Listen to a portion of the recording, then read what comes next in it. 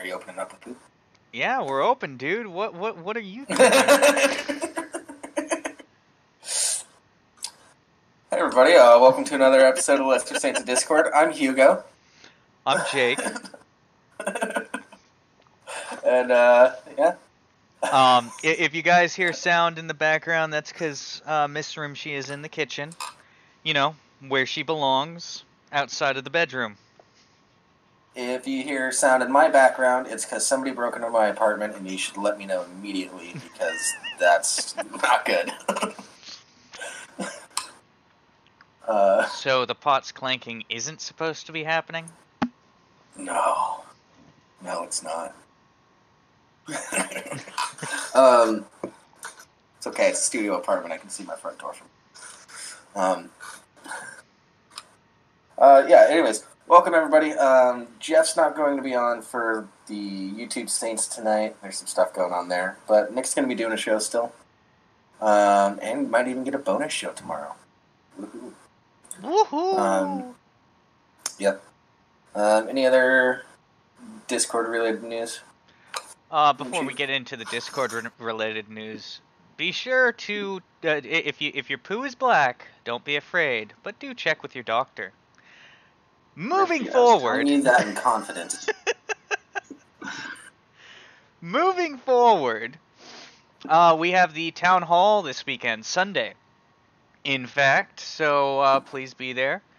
We will be having two on Sunday, one at 10 a.m. Pacific, 1 p.m. Eastern, and then another 3 p.m. Pacific and or 6 p.m. Eastern.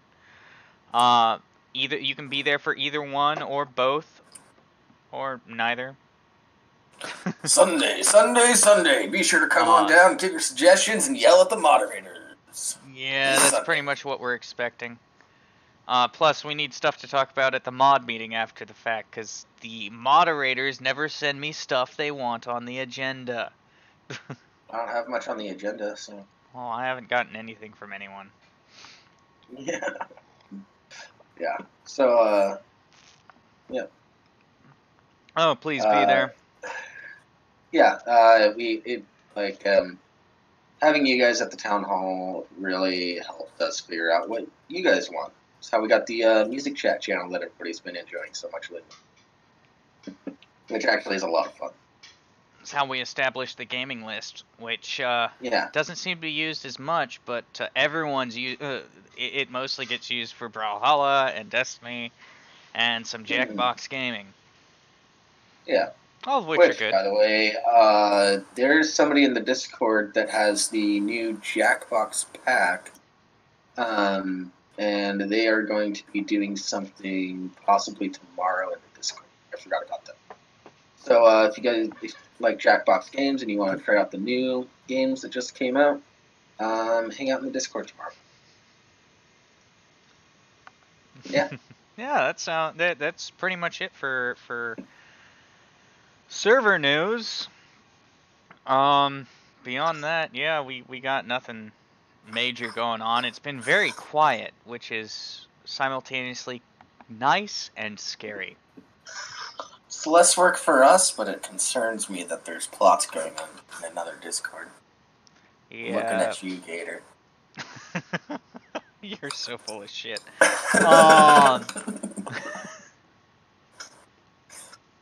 Yeah, that's... Yeah. Okay, so... Let's start out with the news with something that we didn't know ourselves. Wait, hold on. I want the audience to guess on this one where it's from. Man run over by lawnmower while trying to kill son with chainsaw. Not that. I'm talking, of course, of the fact that if you hold a piece of Chicago pizza to your ear, you can hear faint gunshots in the distance. Oh, that's cool. I've never been to Chicago, so I'll have to take your word for it. I've never been to Chicago, but we're talking about Chicago pizza. You can technically get that anywhere. Can you, though? Can you really? I don't trust it. Maybe Chicago style, sure, but I mean... Fair enough. Like, to get a true Chicago pizza, I think you have to actually go to Chicago. Yeah, maybe, but... I've been seeing a lot of debates about that lately, though. is like a deep dish Chicago style pizza an actual pizza, or is it more like a casserole with a bread pan? I don't know. I just work here. So now let's move on to the actual news. All right. So, audience, all What two the of you hell? that have made yourselves known, I want you to try to guess where this was from. Man run over by lawnmower while trying to kill son with chainsaw. It's up on the screen, so no cheating. The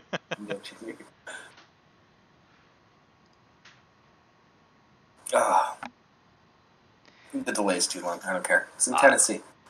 Yeah, I was gonna say I would have guessed Florida, but fuck it. Yep. Florida, Tennessee, they both have crazy stories.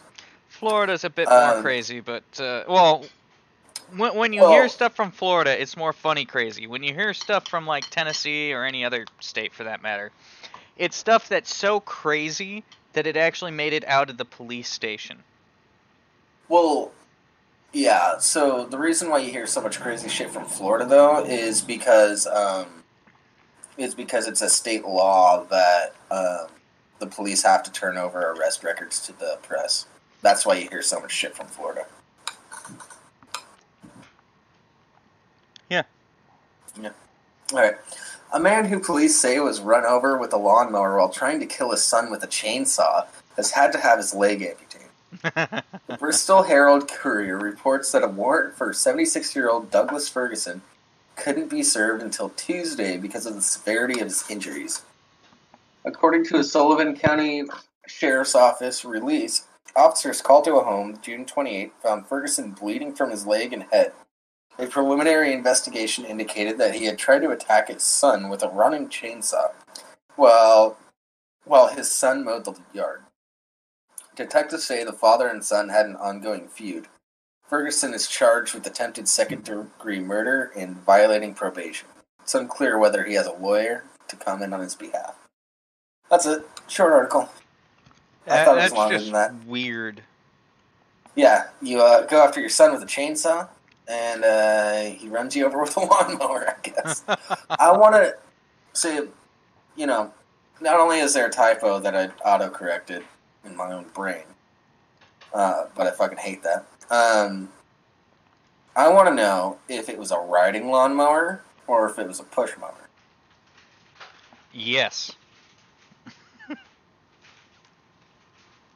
Why aren't you giving us what we want to hear about? He could have fleshed this out for at least another 2 or 3 paragraphs. Yeah, he could have, but why would he? Because of curious fucks like me.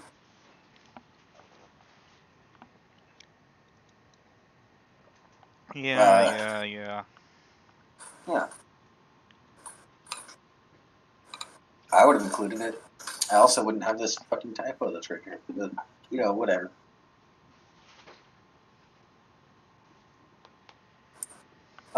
So that's some funny news. Yeah, I would have guessed Florida. Hands down would have guessed Florida. The fact that the dude needs to get amputated because he attacked his son, that just sounds like karma. Yeah. Honestly, I would have not felt bad had he lost both legs and a little extra. Both legs and the stub that comes out from the hips. I would have not been saddened by that. As DJ Khaled would say, you played yourself. Yeah. Yeah. All right. Are you guys into political comics? Because that's where we're going now. Yeah, you really kind of have no choice at this point. Yep. Oh, whoa. For the Sun's next attack, tossing Papa into the wood chipper.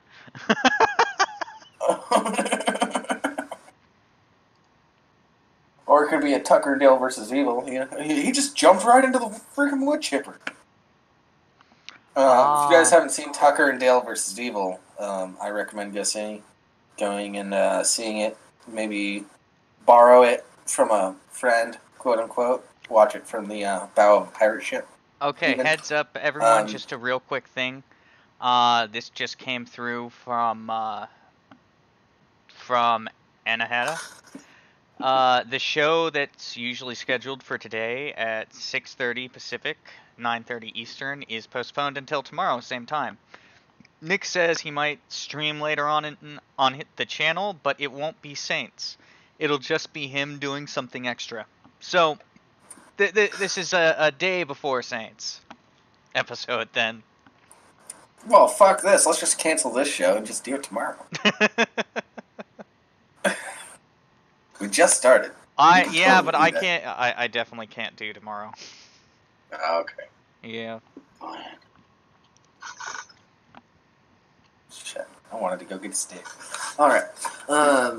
Anyways. So.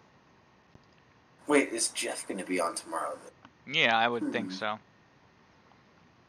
Alright. So moving on to a few political cartoons. So I'm sure we've all heard about Elizabeth Warren and her DNA test, which she was so proud of, even though it shows that she had a Native American ancestor. Maybe. Oh, it doesn't even show that she has Native American ancestry.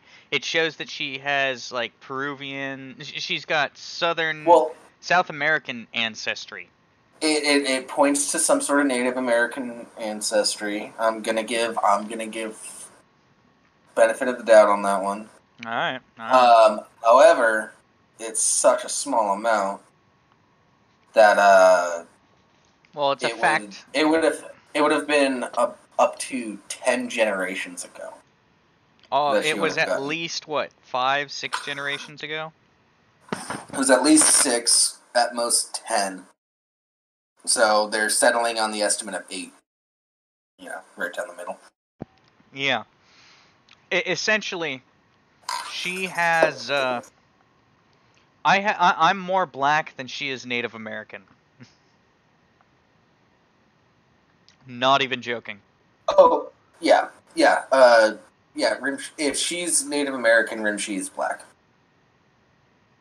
Which, congratulations, you can say the N-word now. Like, I'm looking at my ancestry report right now, and it says 0.2% black, and it specifies the Congolese. And Crab, her ancestry does matter, because back when she was in college, she claimed to be Native American and got into special programs because of that. That's why her ancestry matters.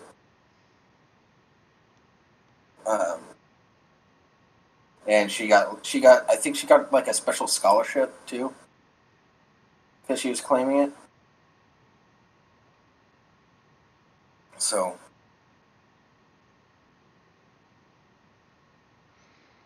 yeah. Yeah, according to this, my ancestor was at least 5 generations ago that was fully Congolese, or that was of Congolese ancestry. So, who knows? It's greater than 6. I have a greater chance than 6 of having an ancestor who's black. I'm more likely to be black than she is to be Native American. So she can go fuck herself. But continuing on with these cartoons. Yeah. So, here, you got the DNA test results. Nice little smug smile. Democratic nominee aspirant is most of it, and then a little tiny sliver of Native American.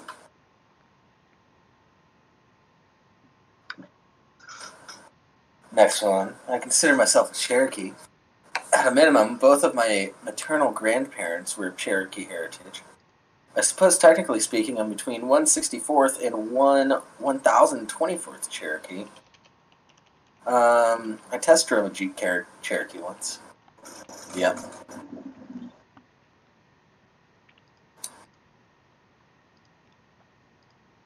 Oh, man.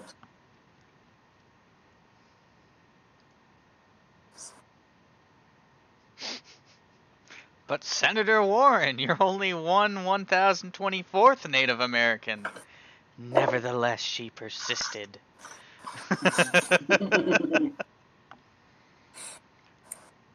I'm 124th Native American. Yay! I'm 1024th Elizabeth Warren. No!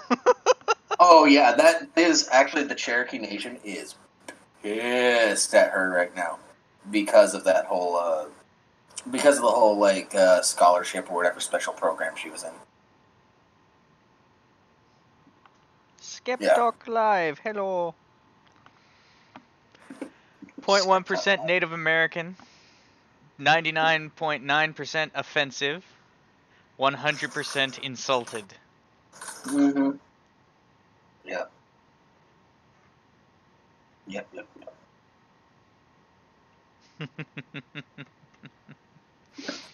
These are just stupid little things, but we can move on to something actually somewhat interesting. Oh, yeah. Monkeys' cozy alliance with wolves looks like domestication. This is part of our science segment. Thank you very much. So, this was cool. I found out about this earlier this week. It gives us a little insight into potentially how we ended up domesticating wolves to have our sweet little canine friends. That is interesting. Mm-hmm. One moment. And I am back. Alright, I can go ahead and read this one. Somewhat. Yeah. Alright. In the alpine grasslands of eastern Africa, Ethiopian wolves and gelada monkeys are given a chance. The geladas, a type of baboon, tolerate wolves wandering right through the middle of their herds, while the wolves ignore potential meals of baby geladas in favor of rodents, which they can catch more easily when the monkeys are present. Interesting. Mm-hmm. The unusual pact echoes the way dogs began to be domesticated by humans, see box below, and was spotted by primatologist Vivek Venkataraman of Dartmouth College in New Hampshire during fieldwork at Guasa Plateau in the highlands of north-central Ethiopia. Even though the wolves occasionally prey on young sheep and goats, which are as big as young geladas, they do not normally attack the monkeys. And even the geladas seem to know that, because they don't run away from the wolves. You can have a wolf and a gelada within a meter or two of each other and virtually ignore each other for up to 2 hours at a time, says that chick from earlier. In contrast, I think it's a chick. In contrast, Ethiopia, probably a dude. The geladas, well, she's from person's from Dartmouth. Okay, whatever.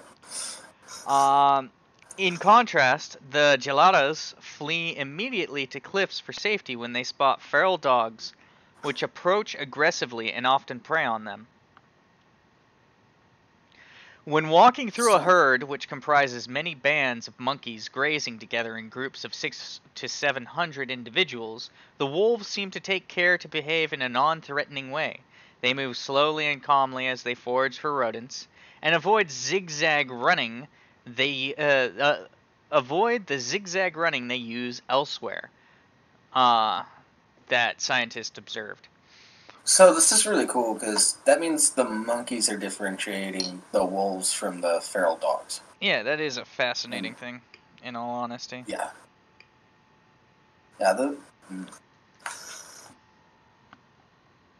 Now, keep in mind, I do absolutely no in-depth research on any article that I put up.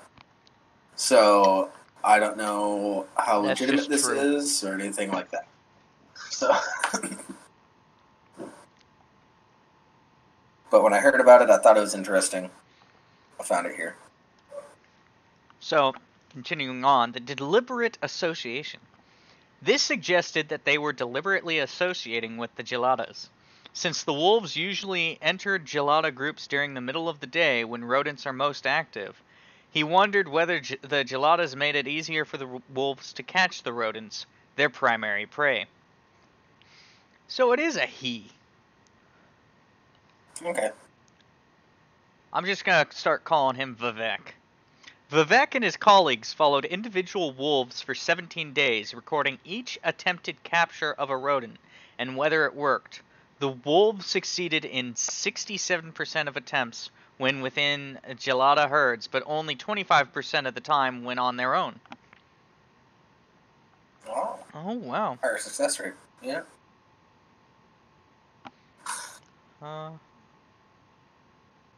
That's interesting. That It's not yet clear what makes the wolves more successful when they hunt within the gelada groups. It could be that the grazing monkeys flush out the rodents from the burrows or vegetation, Vivek suggests. Another possibility is that the monkeys, which are about the same size and color as the wolves, distract the rodents and make it easier for the wolves to approach undetected. I like to think of it as a mobile hide, said Claudio Cierio, a conservation biologist at University of Oxford who studied the critically endangered Ethiopian wolves. The wolves benefit from hiding in the herd. Whatever the mechanism, the boost to the wolves' foraging appears to be significant enough that the wolves almost never give in to the temptation to grab a quick gelada snack. Only once has Vivek seen a wolf seize a young gelada, and other monkeys quickly attacked it and forced it to drop the infant, then drove the offending wolf away and prevented it from returning later. So it's even individual discrimination, individual discernment. Yeah, Crab, this shit is amazing. Whatever the mechanism, the boost to the wolves' foraging appears to be significant enough that the wolves almost never give in to the the wolves may benefit from associating with other species as well. For example, Sierra has noticed that they also tend to forage in the vicinity of the herds of cattle, which may help them catch rodents. Other predators might also be doing this without anyone noticing, said Colin Chapman, a primatologist at McGill University in Montreal, Canada. I don't think we've looked at it very much because the predators are usually scared off by people. I think it could be pretty common, he says.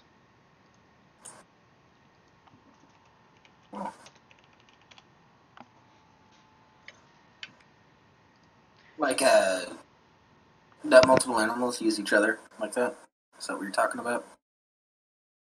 I guess.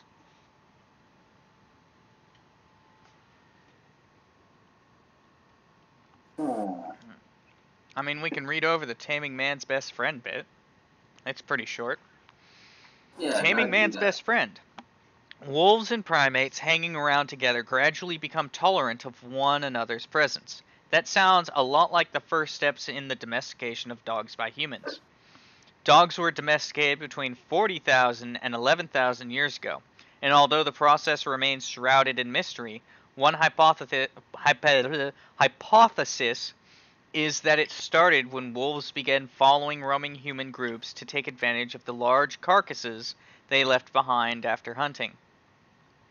That may have encouraged other carnivores to keep their distance, offering a benefit for the humans too. Eventually, wolves may have even helped humans hunt better and outcompete other hominids too. Could something similar now be happening with Ethiopian wolves and geladas on African highlands? The gelada case is comparable to what early domestication of dogs might have looked like, said Claudio Cilerio of the University of Oxford. However, the geladas don't seem to get anything from the relationship since the wolves are unlikely to deter other predators such as leopards or feral dogs, he says. Without a reciprocal benefit, Solero doubts that the relationship could progress further down the road to domestication. All right. Well, that's yeah. Well, with this whole study, I can actually see how that would play out. Yeah. You know, like even us. You know, we kind of help out some wolves. The wolves hang out a little bit more, and then they help protect us from other predators, and then create a symbiotic relationship, and it goes on and on and on and on for a while, and then all of a sudden we start breeding them for certain traits.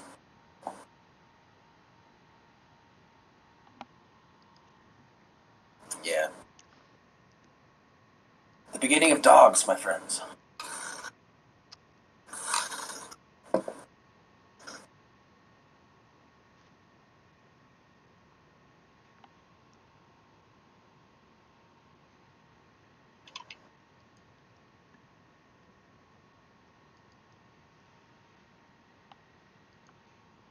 You know what?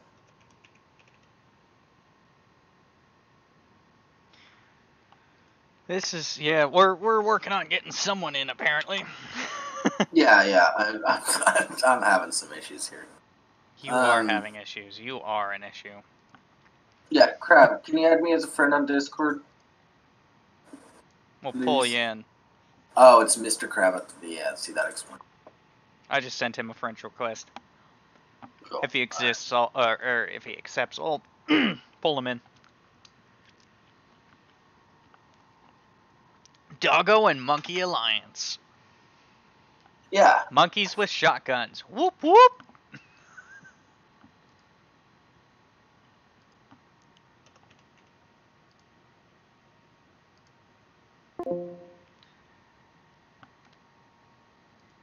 Alright.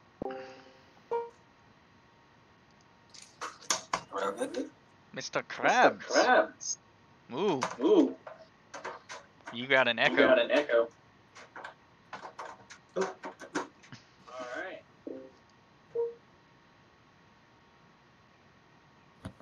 Alright. Alright, there we go. No echo, at least. Cool. Can you hear me? Good. Yeah, can hear you. Yeah. I'm honored. Thanks for inviting me in. Oh, yeah, Absolutely. No Well, I'm sending you our next article. Yeah. Please, pop that motherfucker up. I'm gonna pop it up for everyone else too. Cool. 2.5 billion in storm losses, but don't ask Georgia farmers about climate change. You want to take this one? Sure. All right. By Glenn Thrush, Camilla, Georgia.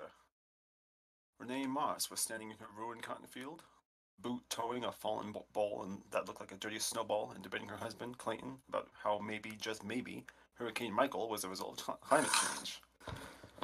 Nope, was the immediate response from Mr. Moss, a third-generation farmer in rural Mitchell County, where the storm's 100-mile-per-hour winds last week destroyed the robust cotton crop at the precise moment when the bolls were fastest, fluffiest, and set to be harvested.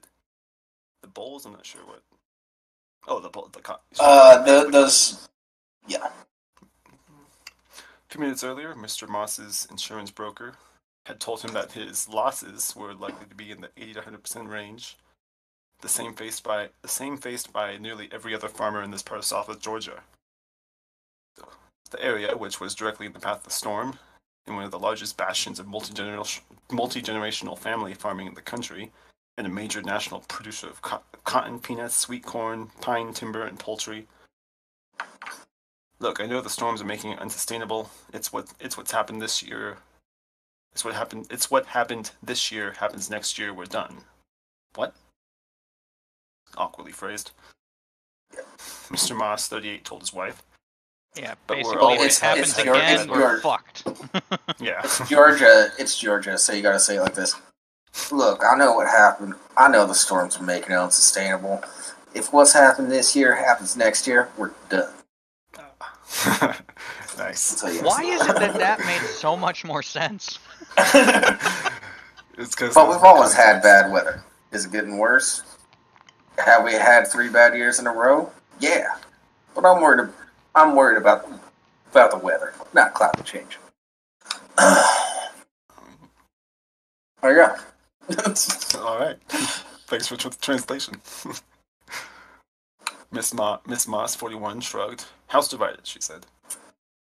Weather has always been a worry for farmers, and they have been slower to accept the role of human activity in causing climate change as a group than their counterparts in cities, according to surveys conducted over the last decade. But worldview is colliding with world. Many agricultural areas, even ones 90 miles inland, like the Moss farm outside Camellia, are increasingly vulnerable in intensifying storms that scientists, including those with National Oceanic and Atmospheric Administration, have linked to rising sea temperatures. After 3 consecutive years of bad storms, farmers here are slowly acknowledging that which seems to be a fundamental change and, in their own way and their own time, beginning to consider the existential threat that climate change could pose to their precarious way of life. I wish that Al Gore hadn't been the messenger. It just turned everybody off. I agree with that, actually. Said Casey M. Cox, 27, who studied forestry and environmental preservation at the University of Florida before returning to run her family's 2,400-acre farm here. It allowed people to say that it was just a liberal thing, when we know it is completely sound science. Actually, a pretty sound theory. Made it partisan. On Wednesday, Miss Cox, a 6th-generational farmer, surveyed the damage, blasted field after blasted field. The overturned 150-foot-long section of our center pivot irrigation arm, wheels pointing skyward in a dead armadillo pose, like beyond hope, was beyond hope. She took that in stride, that the shattered farm office and the storage silo squashed like a Bud Light can were bad but not catastrophic. I hear Bud Light's popular out there. What happened to her family surprised... Well, I'm sorry, go ahead.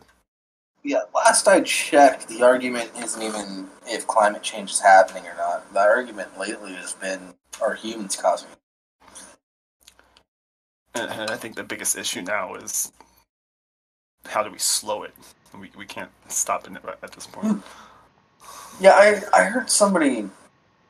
I was listening to a podcast today, and they were like, yeah, this person... It was a podcast sort of making fun of flat earthers and stuff.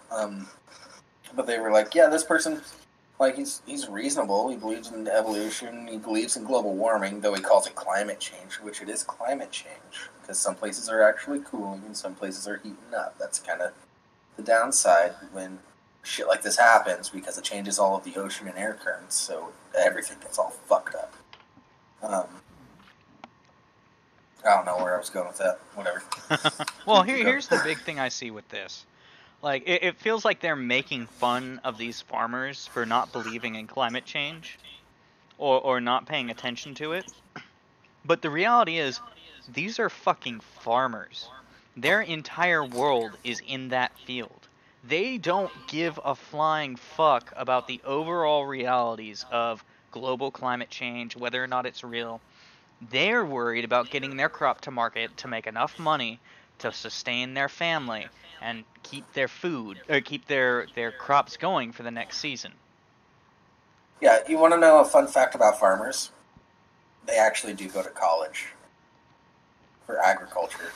Yeah, and but soil studies. My point is, my point isn't that they're uneducated. It's that their focus is not the greater world. Yeah. Well, no, I wasn't talking about you thinking that they're uneducated. I'm talking about a lot of other people thinking they're uneducated. I grew up in a small farm town. I have a buddy, he's went to school for 6 years so that he could learn everything he needed to effectively run his farm, which is like $500,000. You could argue that farmers are even more educated than some political science students, because his whole field is based in the real world and not theoretical, political science. To be fair, that's an unfair comparison, because political science is not as useful in the real world as you'd think, given that most people don't use that degree for anything. Yeah. A lot of political science majors go on to be comedians. Oddly enough, weird. And also, like, a vast majority of the farmers that I know are they're very libertarian minded because they just want to till their fields. They don't want to be told what to do. I don't think that that's necessarily a bad thing. No, it's Yeah, not. me neither. They just like to keep to themselves, as far as I know, for the most part.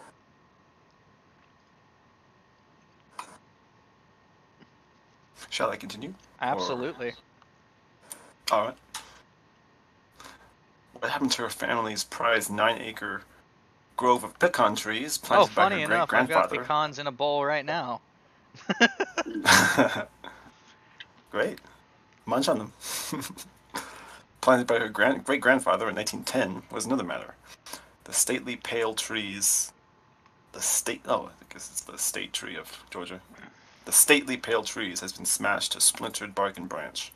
Her eyes welled up behind Ray-Bans as she scoped up a handful of ripe sweet nuts that she had been crunching underfoot on the walk over. This is the most severe weather anyone has ever seen, Miss Cox said. We have got to find a way to talk to people about what's happening. I'm not sure how to do that. The best I can come up with is to call it climate variability.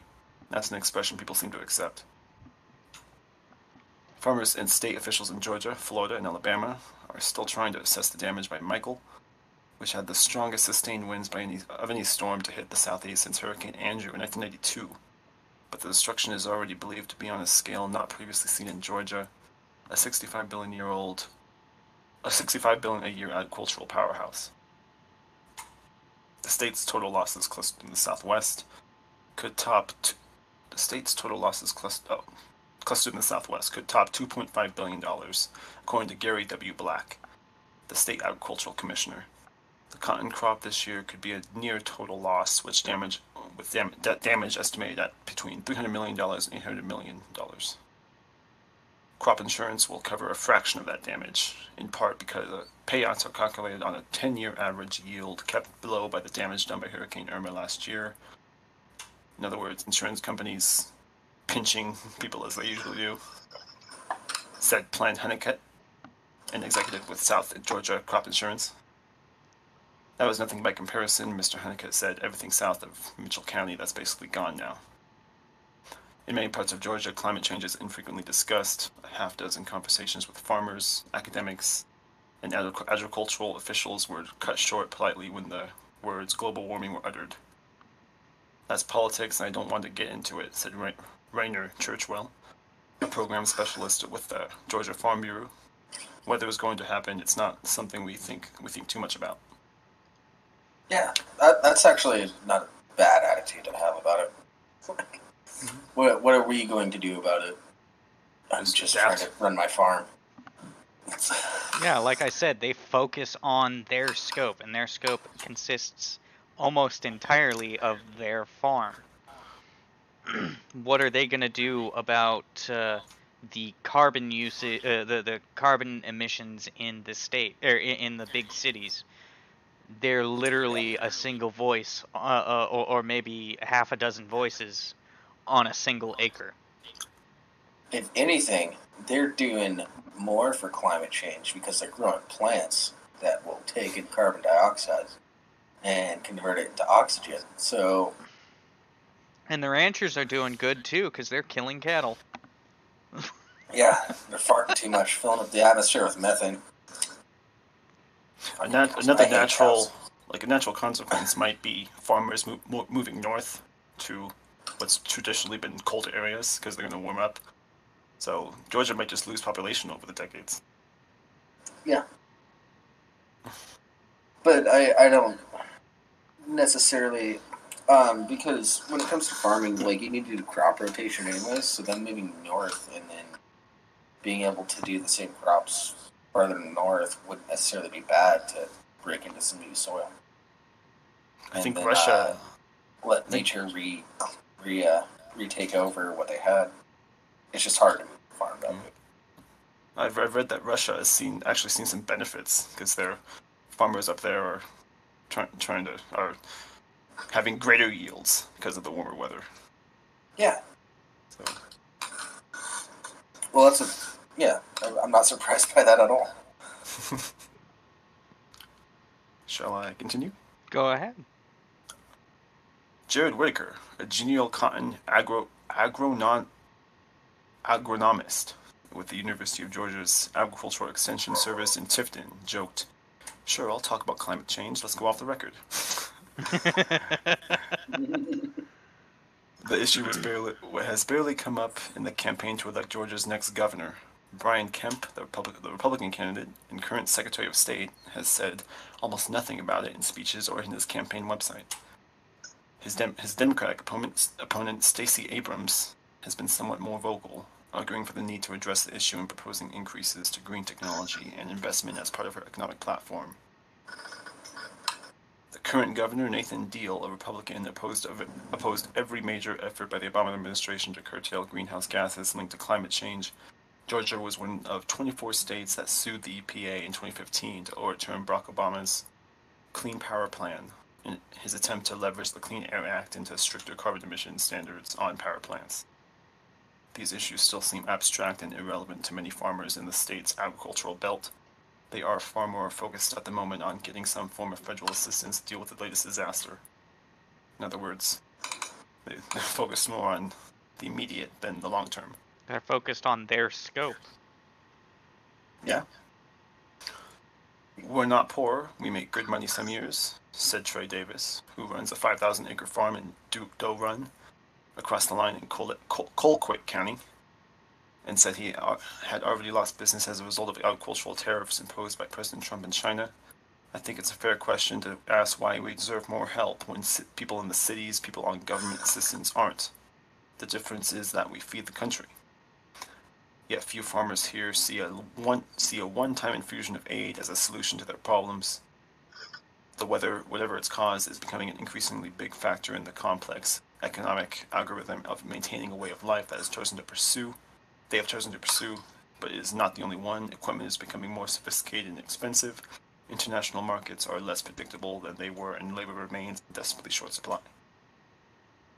Family farm owners in this part of Georgia, as elsewhere, tend to be middle-aged or older, but many of the most successful operations in Mitchell County and surrounding areas are now run by younger family members in their 20s, 30s, and 40s, who have come back to take over the attending college or tiring of the grind of big city desk jobs. There's a pull to this life," Miss Cox said.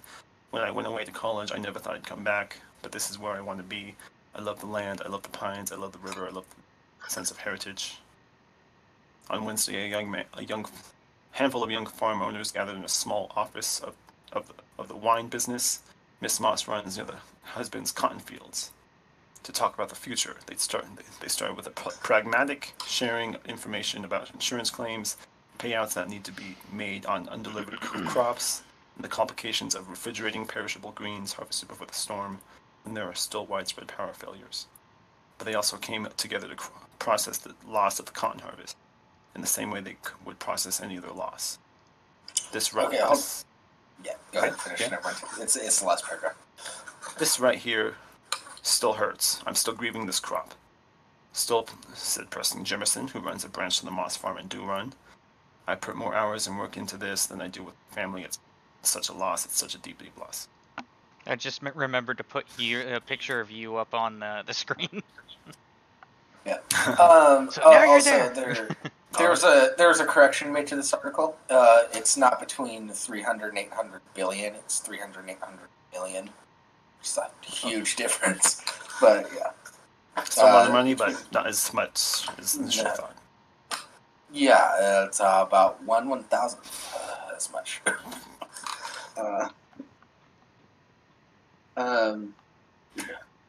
Y2K and W, get out of here with that country music bullshit. That pop country bullshit. Get out of here. Go. I don't even want you to watch It really turns her on.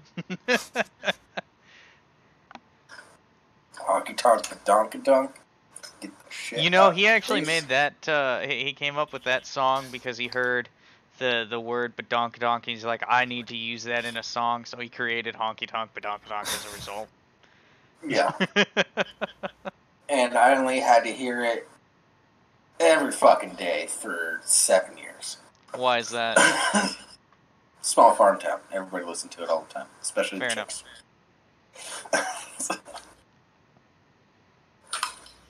There's few country singers I listen to.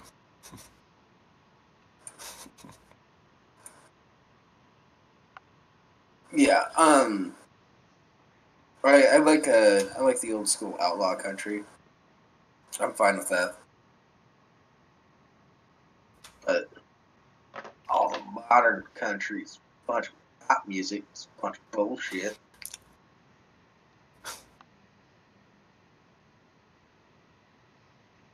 So in response to this article, what do you think is like the most pragmatic solution at this point?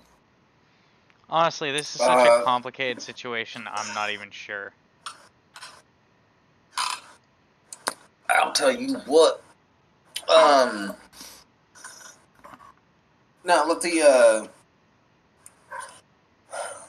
the farmers do what they do best and farm. They don't need to be troubled with all this shit. They should be made aware of it, and I don't think they should be climate change deniers. But from what we read in that article, they're not deniers. It's just not their concern at the moment. They're concerned with being able to put food on the table and put food on other people's tables by doing what they do, which is farming.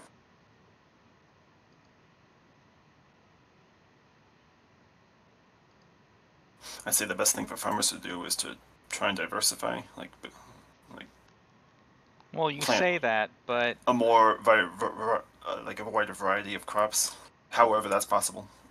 Vast majority of them do. Yeah. it's called field rotation, isn't it? Where you rotate what crop you have in what field season to season so that you can get a proper maintenance of the land. You're not creating a Dust Bowl 2.0. Yeah, like where I grew up, a lot of the farmers over there, wheat and barley are the big ones over there.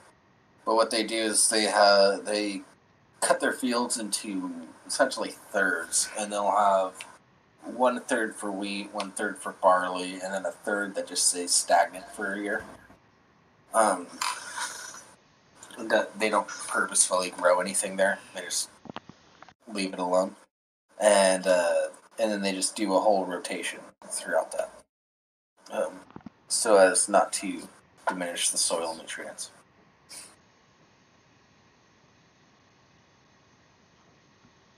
It's fallow, yes, okay. Yeah, exact terminology, blah, blah, blah. I've been drinking, and I haven't been back to that town in almost 6 years. So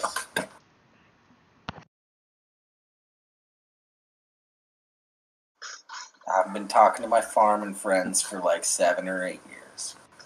Sorry, I forgot the word. That's just because you're ignorant. I'm ignorant. You ignorant. I didn't farm myself either, so I didn't learn all the specific terms. My bad. Bless your heart. Go fuck Story yourself, about dude.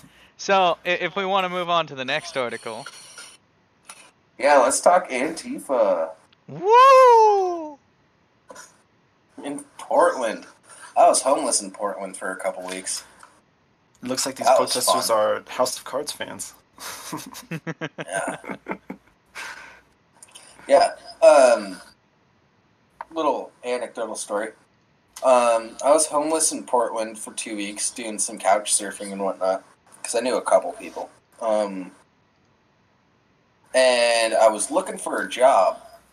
And, I was asking around, like, the people that I was couch surfing on their couches, like, they had jobs, obviously, because they had a place.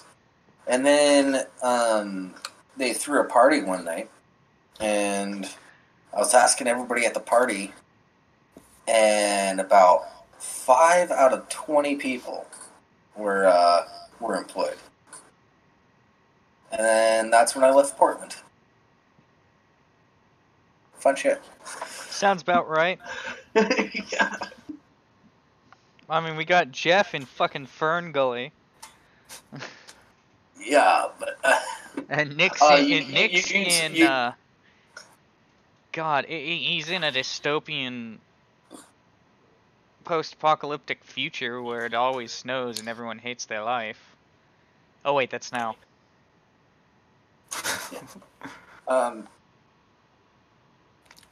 Eugene is a lot better than Portland. I do have to say that. I've been to Eugene. Well, shall we continue? By that I mean, and I know where your house is, Jeff. I know where your house is. Go ahead and read this one, Jingles. No, I'm going to extend this joke a little bit more. I know where your house is, Jeff. I saw that plane flying over one time when you were streaming outside. I swear to Christ, Jables. I will shackle you like a dog to the radiator. To the radiator? No, my chain will get all hot. Jeff, like I said, I will shackle you like a dog to the radiator. Yeah. So and I'll make you lift your paw for snacks. Go ahead and read the article. it's like the joke I had. It's like the joke I had a few weeks ago, like that I was going to sell Billy the Fridge's phone number. I'm not going to actually do it. Yeah, well, I know who paid for that phone number. Yeah, I paid for it with a dick sucking. It took more than a dick sucking. All right. Portland Mayor Ted Wheeler came under fire over a viral video showing Antifa protesters blocking traffic and harassing drivers. But he says he supports the decision by police to watch from a distance without getting involved. I was appalled by what I saw in the video, but I support the Portland Police Bureau's decision not to intervene, he said at a press conference. This whole incident will be investigated. Yeah, okay. The video posted by journalist Andy C. Ngo. I never had to know how to spell those, pronounce those Asian names. I think it's no. Go? No? No? But I'm not sure. Cool. Whatever. No go. Showed protesters. No go. They were blocking traffic. It's a. Portland is our local no-go zone. Yeah. And Andy is reporting on it. Andy, see? No go.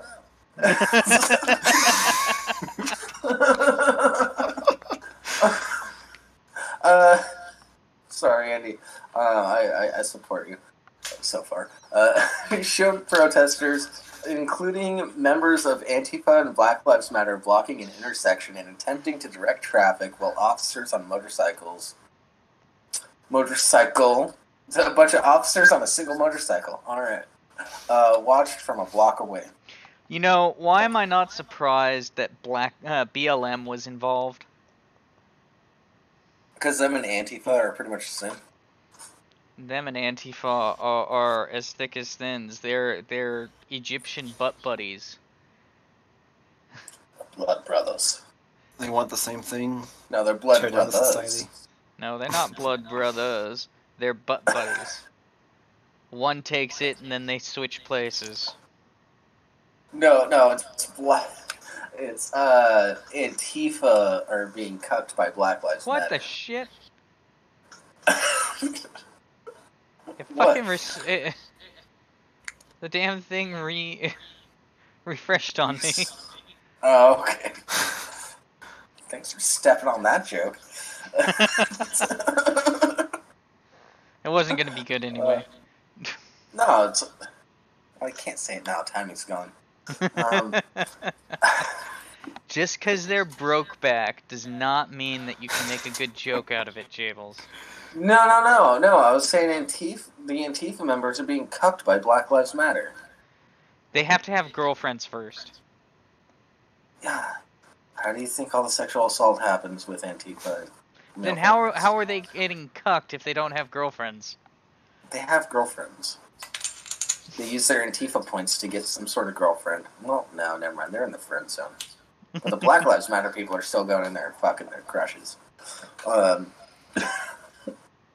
Yeah, it's that BBD that I got. Oh, yeah. Tasty.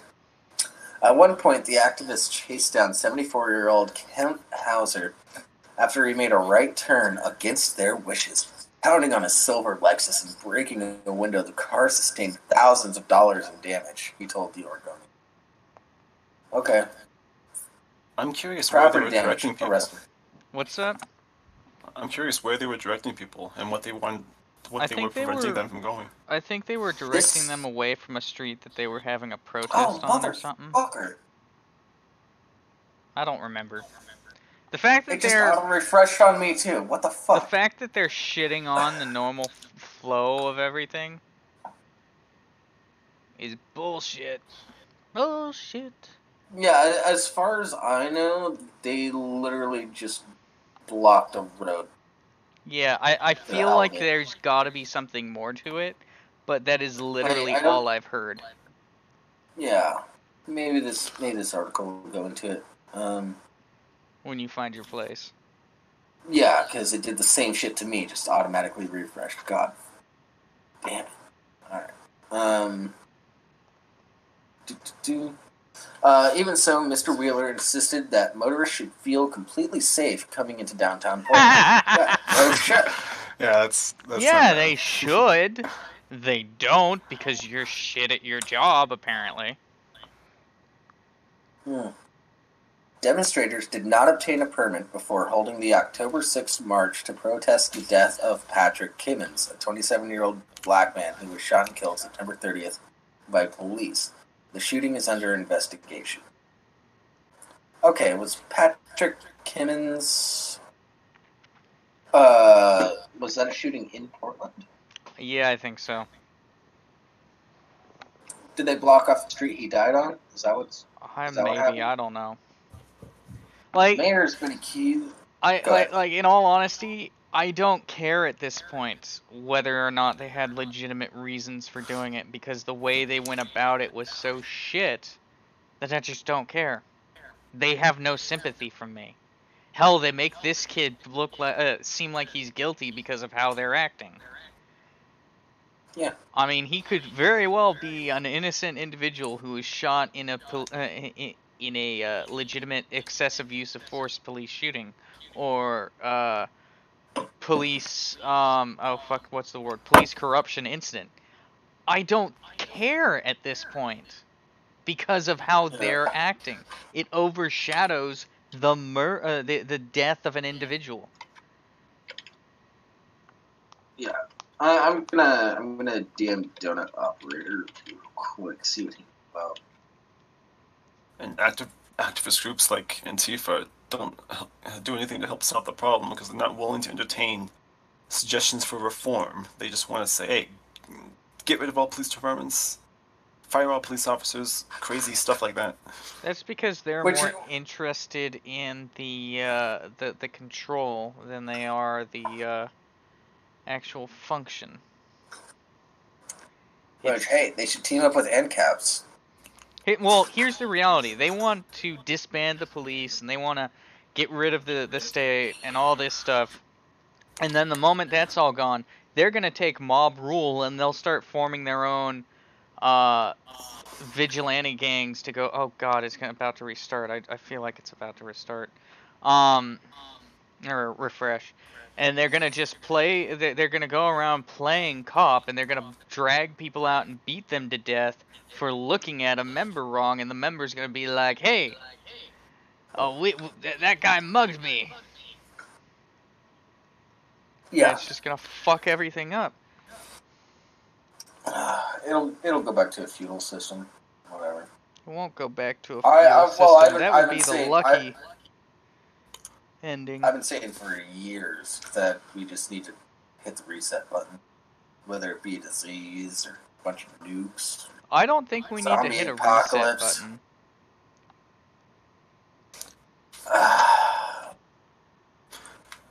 I think there are a lot of things in place that are nearly impossible to reverse within any sort of reasonable amount of time. You can think that, but I don't think we're that far yet. But that's a discussion for another time. At least after this article. Yeah.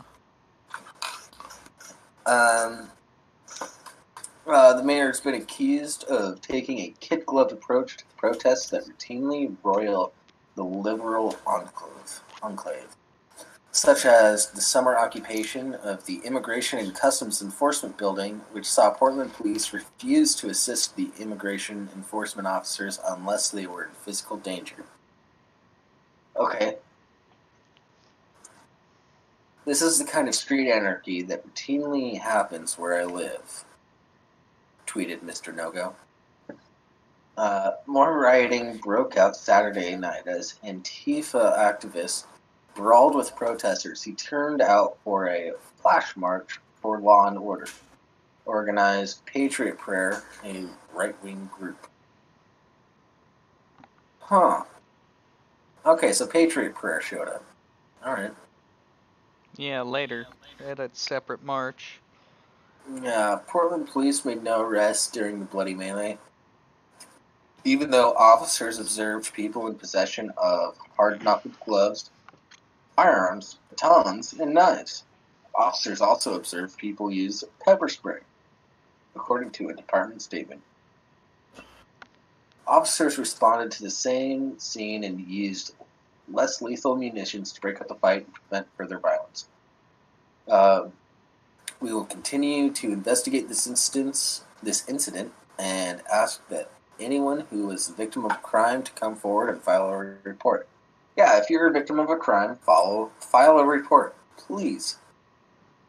It's the best thing that you can do, because not only they may not catch the person, sure, but one thing it does is it puts things on record that this thing happened here at this time, and it can help to better policing in the area. According to TV station KGW, 4 people received medical attention, but authorities did not know whether anyone was hospitalized. Mr. Wheeler, who also holds the title of police commissioner, took a swipe at recent unflattering news coverage, such as a Fox News story headlined, "Mob Rule? Leftist protesters take over Portland Street." "I'm willing to take criticism all day long from Fox News," he said, "but I'm not willing to accept criticism from Fox News of the men and women of the Portland Police Bureau." The mayor argued that law enforcement is in a no-win situation. "This is a story of Goldilocks and the two bears. It's either too hot or it's too cold," Mr. Wheeler told reporters. "At any given moment in this city, the police are criticized for being heavy-handed and intervening too quickly, or they're being criticized for being standoffish and not intervening quickly enough. So, be consistent." Exactly like the mod team a few months ago. Yeah. Did I hear that right? The mayor is also the police commissioner? That's what it sounds like. Yeah. So he has no excuse. It's all on him. If he controls the police, he should have done something. Well, here's one thing that you can do. Be consistent. Your job. No. If they're just consistent about when and the reasons why they go in, if they have a standard set of procedures, for when and why they end up going into certain situations and starting to control it a bit, and they stick to that, and that's their standard, then everybody will just be like, no, that's just what they do, that's their standard. But if sometimes you're letting things go a little too far, and sometimes you're going in too early, sometimes you're letting things go a little far, sometimes you're going in early, if you're switching back and forth like that all the time, you're trying to find a happy medium. Just set a standard that's right in the middle, roughly, from when you've been accused of doing such things, and stick with that, and do that every fucking time. And then nobody will say shit, because that's just what your procedures are.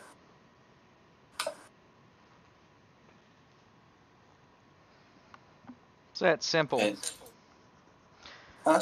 Speaking of Portland, though, Is it that simple?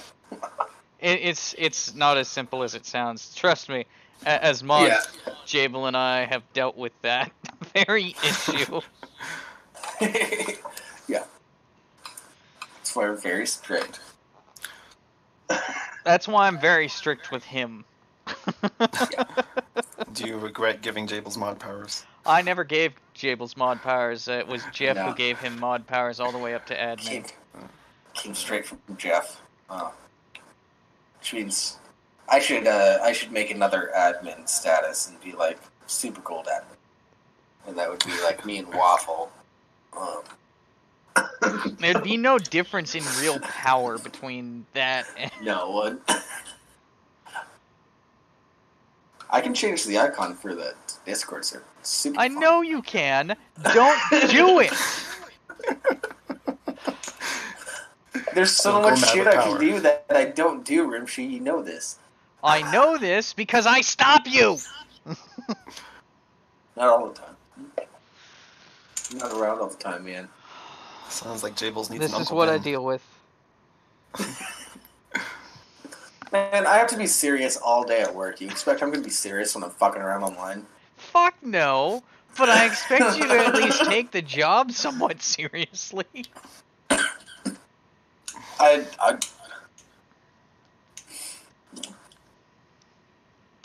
May I say something to the audience? Rimshee, you know it's all just a character. I do take it seriously. You realize me taking taking things way too seriously as a character too, right? No, that's just you. I met you in real life. You're super serious. You're serial as fuck. Yeah, I was super serious when I threw the dildo on that table. Wait. That sounds like a story. Now he's trying to remember this the incident. Yeah, because I got pretty drunk all weekend. Shit. He doesn't that know actually whether I'm happen? serious or not, and it's concerning him. It wouldn't surprise me. I'm just trying to think where you got the dildo from. Well, Miss Rim, she was just carrying one around in her fucking purse. Well, speaking of dildos, we've got Gavin McGinnis. Yeah, by the way, Pop, that girl existed. Oh yeah, him and Miss Rimshee have been talking, and he believes us now. He just doesn't think he had a Okay. chance. Oh, no. He had that in the back.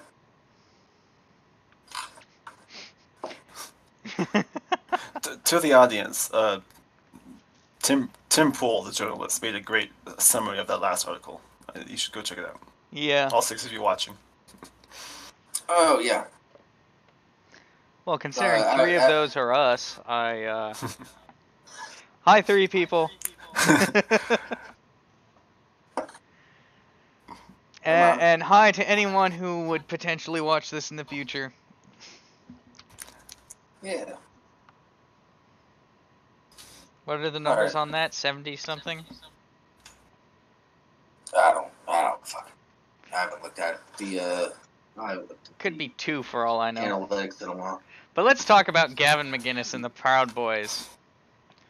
From the takeaway. By the oh, okay, hold on. I before we get into this article, I was legitimately joining the Proud Boys in the past. Okay, guys. Oh. I have to say Misogyny, this before this authoritarianism, and the rise of multiracial white supremacy. What the shit, right? Who are these people? I've never even heard of this news site. Nor have I. Where do you find? Well, actually, never mind. I don't want to know where you find this shit, Jables. But what the shit? Oh no, this came out of a meme that I saw, and then there was a meme of just the title. It didn't show like Gavin McGinnis and the Proud Boys. Something else was photoshopped in. And I was like, "Is that an actual article?" So I looked it up, and this popped up. And it turns out it was a super recent article. So Yeah, I gotta ask, where? I mean, I think we can all guess where their political alignments are, but what the shit? Let's get started. This sounds like yeah. fun. Well, because all the black people that are members of the Proud Boys are Okay, I'm gonna they're read the white description of supremacists. the picture. Gavin McInnes is surrounded by supporters after speaking at a rally Thursday, April 27th, 2017, in Berkeley, California. McInnes, co-founder of Vice Media and founder of the pro-Trump Proud Boys. Wait, he co-founded Vice Media, and now look at where Vice is. I didn't know that. Yeah, exact opposite side of the spectrum. Holy shit! Okay, let's get started on Well, this pile of steaming I can shit. talk shit about Gavin McInnes all day, but that's not... Gavin McInnes, alt-right leader and founder of the far-right group The Proud Boys, was invited to speak at the Metropolitan Republican Club on Manhattan's Upper East Side this past weekend.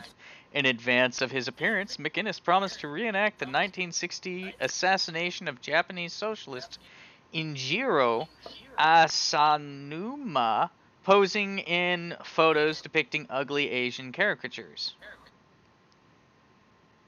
What? Okay. His presence drew crowds of both protesters and right-wing counter-protesters to the event, and violence erupted last Friday night. Several cell phone photos showed groups of uninformed Proud Boys bragging about the assaults.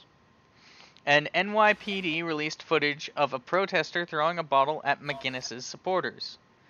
Wow, that sounds very... Oh, but that's very, very... God, what's the correct term for that? That's a lie by format. The way they wrote that, it makes it sound like the Proud Boys were assaulting the protesters, and the protesters were throwing. One of the protesters threw a bottle. The rest were so peaceful. Yeah, there's a lot of fuckery going on with that whole situation. Well, just that first sentence is already. Yeah. I mean, alt-right leader. I think this is an alt-right page. What do you think? Well, it's from alt-right. It's from WNYC Studios, which I've heard of, part of New York Public Radio, which is I think is more left. I would never have guessed. They hide it so well. The Proud Boys fit into an American tradition of far-right hate groups, but the internet has enabled disparate groups from all across the country to find support in their message of Western chauvinism. Also, interestingly, the Proud Boys seem to have an ability to attract men of color, which seems at odds with the groups that borrow heavily from a white supremacist ideology. Tanya Hernandez, professor of law at Fordham University and the author of the forthcoming book Multiracials and Civil Rights, and David Newart, author of Alt America, The Rise of the Radical Right and the Age of Trump, and correspondent for the Southern Poverty Law Center, join the program to help make sense of the current phenomenon. Click the listen button above to hear blah blah blah. Essentially, they're just... It's a podcast. I enjoy NPR. I go to there from time to time. They're usually a little better at hiding their ideology than this. Yeah. I like public radio, but most of it's better than this. Better written than this. I don't know what this writer was thinking. He was thinking that he's writing to a solely progressive audience. That the U.S. is mostly progressive, given that they're some of the loudest idiots out there. When in reality, it's what, 3%, somewhere between 3 and 8%. I forget the exact number. It might be 7. And even then, I could be overestimating or underestimating. Who knows? But yeah, we're kind of at the point where it's just, yep, keep spewing your bullshit. I don't give a flying fuck. Gavin McInnes, aka I'll put a butt plug up my ass to own the libs. Yeah, that's the transition I was going for. There actually is a movie that he stars in. It's called How to Be a Man. How would he know? He's a hipster. He's a douche. He was a hipster before hipsters. Like he's proto hipster. But I do recommend that people watch that movie. It's probably the only funny thing Gavin McInnes has actually done. Like, I don't know, the fact that he shoved a dildo, a butt plug up I'm his not sure ass. if that was supposed to be purposefully funny. Who knows if it was supposed to be purposefully funny? The fact is that that's probably one of the funniest things I've seen. I'm doing it to own the libs! Like, you take it in full context. What the shit, Gavin? Yeah, I'd like, how to be a man. Yeah. A stunt like that would probably get him points with the LGBT crowd. Like, Yeah. okay, to be perfectly honest, I don't give a shit if you're a proud boy or not. My main concern is, are you actually worth a damn? Are you a good person? Are you going to benefit society in some way? I do not condone violence. I'm gonna say that right out. Oh yeah, no, I don't condone gratuitous, unwanted violence. If self-defense is self-defense. I don't give a fuck if you have to take a life. If it's in honest to God self-defense, I'm not gonna really give a shit. But you don't start a fight just to start a fight. Not the bullshit stand your ground self-defense. Hold on. No, I'm perfectly cool with Castle. Here in Washington State, we do have mutual combat laws. Okay, mutual, but okay, when it's I'm both saying people agreeing to fight. I'm talking in the political sphere, not like, hey, let's go and have a boxing match. Hey, let's go grapple on the ground. Hey, let's go oil up and do naked mud wrestling. I swear it's not gay, bro. Let's get naked like the Greco-Romans and wrestle. but like, I'm completely content with castle doctrine. Back to the self-defense. I'm completely content with castle doctrine. Just because you can retreat doesn't mean you should. You should feel safe in your own home. And if you have to flee your home, if you have an invader, that's not being safe in your own home. I stand by that one. No, I think I agree with that. Billy's not here. I can call him. Well, here's the funny thing. I'm in California, and technically we don't have castle doctrine, but at the same time we technically do based on court cases. Okay, so precedent. Yeah, it's based purely on precedent. Better than the UK where that guy got arrested for shooting somebody breaking into his home. Yeah, right? Yes, guns exist in the UK, guys. Or that time the guy got arrested for stabbing a dude with a screwdriver for breaking into his home, and the dude brought the screwdriver in for the break-in. Yeah. I mean, he got set free, but still, that's bullshit. Wasn't there some dude in the States that fell through a skylight because he was trying to break into the house, and he fell on like a kitchen island, and there was a knife there, and he got stabbed by it? I heard about that. What I heard on that one was he fell through a skylight and got injured and was able to sue the family. Yeah. That's bullshit. Yeah. You should not be able to sue for that. You were trying to break into a house. You were breaking a law. Well, did the guy win because the guy wasn't actually living there? It was a Waken home? I don't know enough about that specific incident, so I'd have to look it up. Yeah. That'd be fun. Maybe we'll do a... Ooh, maybe we should do like a true crime episode. I still have to look into that one thing. Rimshee, you know what I'm talking about. Which one thing?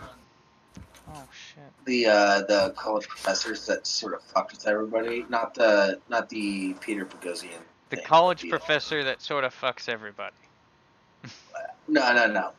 That fucked with everybody. That they did a parody thing. People take it seriously. It sounds like Peter Boghossian. Yeah, but no, it was somebody else that did it. They did something similar. They what was it? I'll look at it another time. I have a lot of information on it. It's not public that they were messing with everybody yet. So, well, it's kind of public, but you have to dig for it. Yeah, we'll figure it out. Yeah. Well, I wish I would have gotten more articles because since the Saints aren't going, we have like all this free time. I wish I would have known earlier. We could have planned out a Hell, crazy show. we could end this stream and go straight into a Jackbox game or something. I don't fucking know. Oh, I'm going to get steak after this. Yeah, I'm probably gonna hop on and play some video games. So, yeah, see people on. What do you got going on, Crab? You got a... Well, hold on. got Before we anything you go wanna into show? that, let's talk about Elon Musk real quick. Actual Oh, yeah. tweet. Yeah, White Decay Up for that. yeah, there's no Saints tonight. They're going to have a show tomorrow night.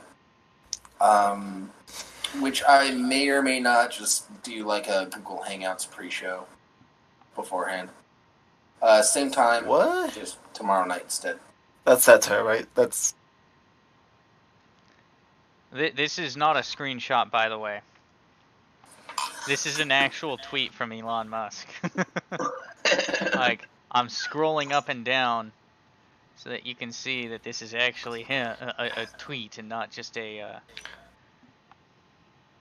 Had to been done. Apparently that's... Speaking of tweets and Twitter and whatnot, hey, follow me on Twitter. Follow Crab on Twitter. I don't know how he found my Twitter, which I never use. I think it just looks for you. That's how I find most people. Yeah, that's fair. I do have the same icon there as I do here, as I do on the Discord. God, I've had that icon for like 2 years now. Holy shit. But yeah, he somehow found my Twitter and added me as a friend, and so did Nightmare. I think it was Nightmare. Wait, do you follow me on Twitter? Do I follow you on Twitter? I have no idea. Yeah, I follow you on Twitter, because I get notifications about your shit all the time. Yeah. Oh, that means you get my drunk tweets. Oh, jeez. Yeah, I get the ones asking if anyone's up. I get the ones asking if anyone's up for an open asshole. Yeah. Those are the good ones. Billy always replies to this. You should know, don't use your phone while you're drunk. Are you kidding? When's he not drunk? Fair. When I'm at work, that's when I'm not. I was gonna say, that's about it. I swear, you know how some people... I'm really broke because I bought a bunch of cool shit. So. You know how some people go, wake up in the middle of the night and they go get something to drink? And so they get up, go to the sink and get some water. They've got a cup or a water bottle next to him. He's got a fifth of Jack or vodka, maybe some tequila. That's what he keeps next to his bed. Tequila makes me pee in weird places. I don't like Jack. And so vodka, it makes you pee out your big toe. No, it makes me pee in weird places, not out of weird places. Go into more detail, please. Don't just gloss over that. Detail, please.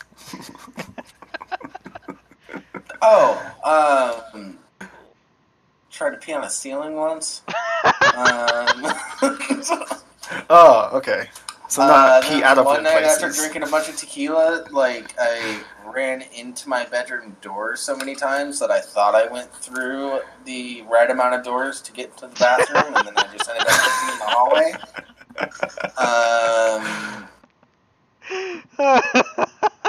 Like, I don't know. I don't drink tequila very often. Those are the two main ones that I think of.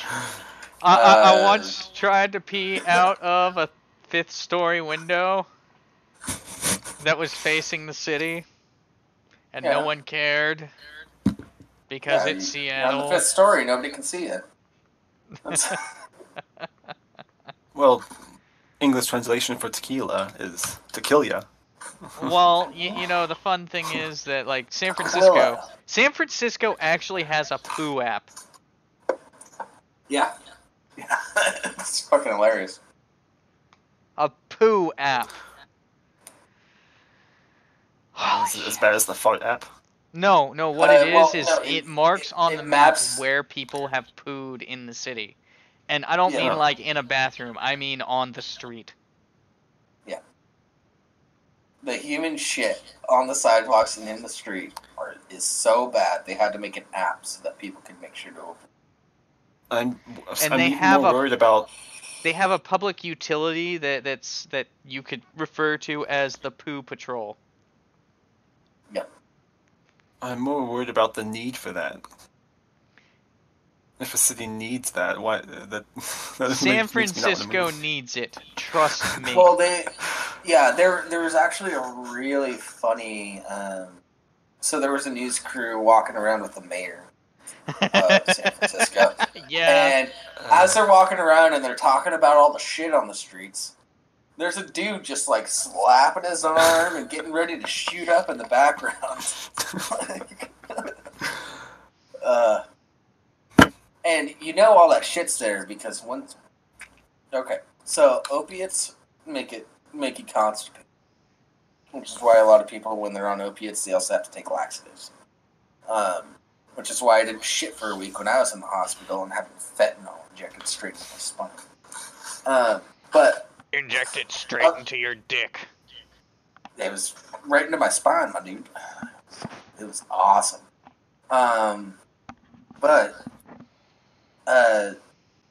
So opioids, they prevent you from shitting. So I'm pretty sure all the human shit is just when they come down off the heroin and they're like, oh god, I have to shit. You know, in all honesty, that's probably only about a quarter of it. Because you also have to take into account the homeless population. And the sheer number of people who just don't give a shit. Well, they do give a shit. But not in the way that I'm talking about.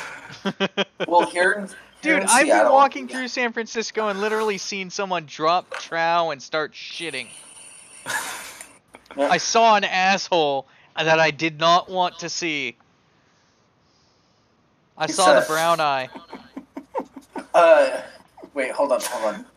Do you know why poop is called poop? Do I know why what? Poop is called poop. Go ahead. It's because when you say the word poop, it's the motion your butthole makes while you're pooping. I'm sure that's not why, but it's a funny coincidence. Just say it real slow. It's just poop. Yeah, no, I'm sure it's just a funny coincidence. I don't think anyone would be that funny unless they were 3. I think it's hilarious. That's the most strange intro to a conversation.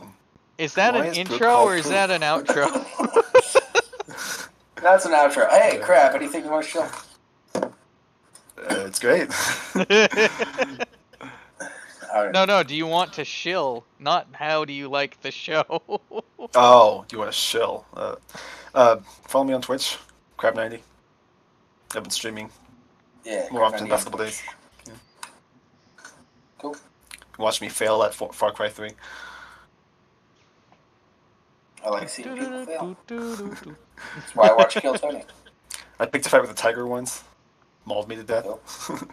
Sweet. Could you send me a link to that? I'll pop it in the description. All right. Yeah, we usually plant. That's a lie. I'm not even gonna finish that sentence. You can send me the link. What link I actually put there doesn't matter.